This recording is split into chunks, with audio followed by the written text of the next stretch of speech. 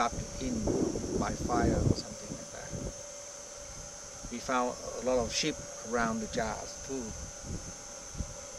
So, and when you're talking about the tribe who made the jars, so we're talking about megalith and Pleistocene period, which is older enough that we don't have any Lao people here existed.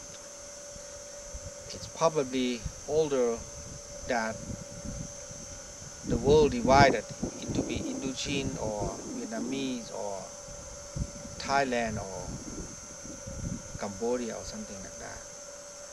It's probably like a thick jungle with many different ethnic groups, and the one who made the jars, we name it them by the tall skeleton. Average of tall of them is 1.75 meters.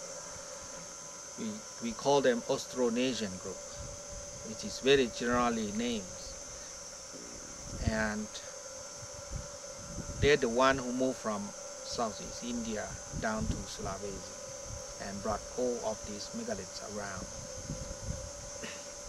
From these megaliths, they transferred to Bronze Age into Dongsol culture. You know, you can search Dongsol culture in the website too. It's easy. But don't forget that the old name of Xieng Khuang Plateau is Tran Ninh Plateau. It's not Xieng Khuang Plateau.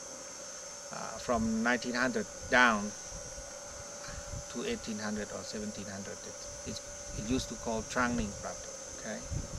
So in the 1983, the Chinese government opened many tombs in China, and they sent a message to Lao government, said that in the Xiang dynasty tombs they found a bamboo page note with a very old Chinese alphabet. Said that they sent several years here and they found the jars here. So from Xiang dynasty to here, in our present time, it's like about 4,000 years old. So I want to fix the guidebook. Why the guidebook said about 2,000 years old. Actually, if you want to declare something like that information, you should tell that which source of, where is your source of information, from which book, or who said that, you know. But the guidebook doesn't have that information for. So I think some of Lao government officers might make mistake by BC, you know, and AD or something like that. So in the book of Kolani, it's written in French. The book called Les Mégalithiques du Haut-Lao, printed in 1935, said that the jars is approximately about 3,500 to 4,000 years old, or 2000 BC. So probably some of Hercules holding 2000 BC and they don't know what is BC. If you're asking the local Lao, they will not know that it's before Christ. So it's probably, they say it's years in France or something like that. That's why the Center of Culture or Information from Lao government might give the Holy Planet Guide the wrong years, you know. And talking about the item that we found some polystone axe, found some beads, found some charcoal, and many of things.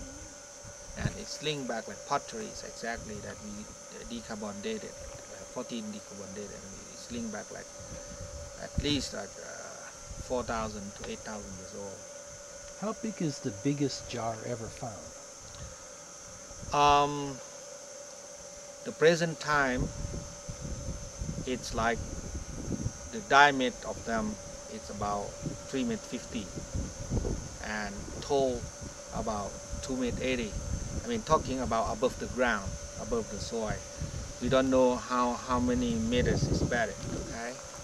And weight about 6 tons. 6 tons. Do some of the jars have designs on them? Yes, some of them have a carving on it, and most of the lid have different carving, like a different of the animal, like a frog or feline or tiger or monkey, something like that. Do you think the jars could have been used to hold food or water for people as storage jars? It's good question, and also have a, have a reason about that, because the first 50% is already true. Like you say, container of food or water, but not for storage. It's for like offering, okay, for the spirits. It's not for storage for human. Store for the spirits, and donation and offering. Are there certain places that the sites are located that are similar? This one is on a hill, but site 1 is more on a plain. Do you think it's important the kind of site where the jars were placed? Yes. Every site is researched, and every site is about 1100 to 1200 meters high, more than the sea level. Not more than that, even in site 1. How heavy did you say the jars were? The biggest jars about 6 tons. And are they all made of sandstone, or are there some other stone represented? They made different stone. Near the plain, they made by sandstone, and near the cliff, they make by sometime like limestone or sometime like granite. They're different. Do you think the jars were made first and brought here, or did they bring the stone here and make the jar? Both.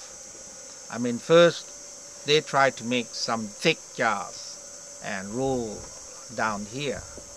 And then in the quarry we found a lot of thin jars have been broken in half because it's banged with the rim of the river or something like that.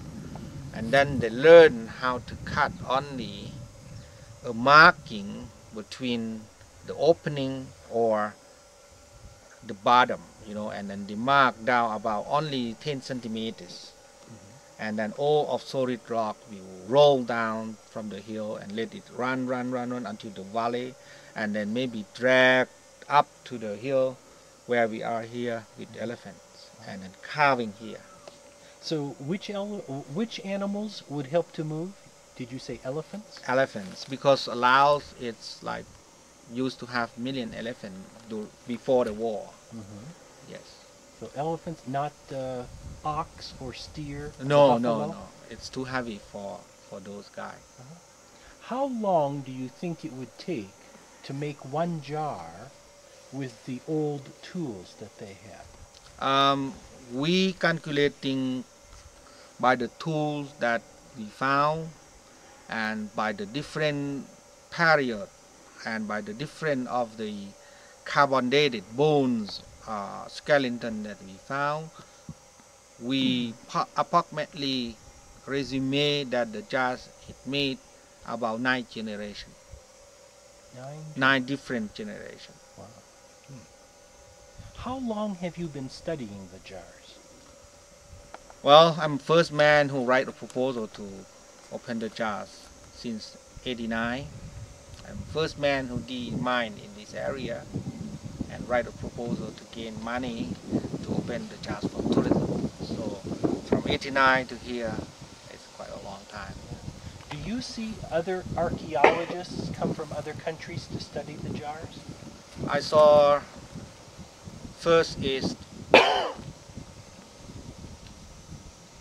Australian prehistoric archaeologist, but he was sent from Laos, but he studied in Canberra University. And then I saw some Japanese professors with students, and then I heard about the coming of the California University, but unclear, it's probably a rumor. Do you think the mystery